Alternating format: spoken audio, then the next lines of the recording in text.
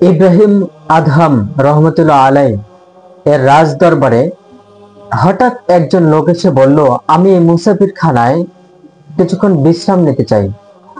তখন ইব্রাহিম আদহাম রহমতুল্লাহ আলাই বললেন, আপনি মুসাফির খানা পেলেন কোথায়? এখানে এটা তো আমার রাজপ্রাসাদ, আমার বাসভবন, এখানে মুসাফির খানা কোথায়?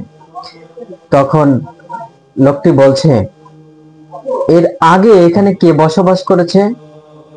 ইব্রাহিম আদহাম রহমতুল্লাহ বললেন, আমার বাবা, তার আগে আমার দাদা, তার আগে আমার বাবার দাদা, এরকম করে বলতে আছে।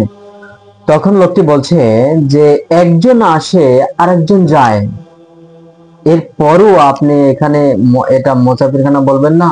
এটা মুসাফিরখানায় একজন আসে আরেকজন চলে যায়। আপনি একটু ভেবে দেখেন তো, পৃথিবীতে আপনার বাড়ি আছে, গাড়ি আছে, জমি আছে, এটা মনে করছেন এটা আমারই, আসলে কি এটা আপনার? একজন চলে যাচ্ছে, একজন আসতেছে। হয়তো আজ থেকে 50 বছর পরে, 40 বছর পরে আমি আর থাকবো না, আমার ছেলেরা আমার বাড়িতে বসবাস করবে, আমার জমি এরা খাবে,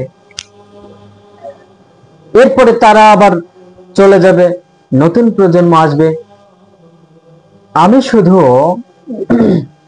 আমার জমির, আমার বাড়ির একটু দেখাশোনা করছি মাত্র, কিছুই আমার নিজস্ব নয়। পৃথিবীর কারো কোনো জিনিস নিজস্ব নয়। আপনি মনে করতেছেন যে জমির দলিল আমার নামে, রেকর্ড আমার নামে, সবকিছু আমার নামেই, আসলে আপনার নয়, আপনি শুধু দেখাশোনা করতেছেন, আমি শুধু দেখাশোনা করতেছি, এই পর্যন্তই। কিছুই কিন্তু আমার নয়, কিছুই আমার নয়, টাকাও আমার নয়, বাড়িও আমার নয়, জমিও আমার নয়, কোনো কিছু আমার নয়, আমি মাত্র একটু দেখাশোনা করতেছি।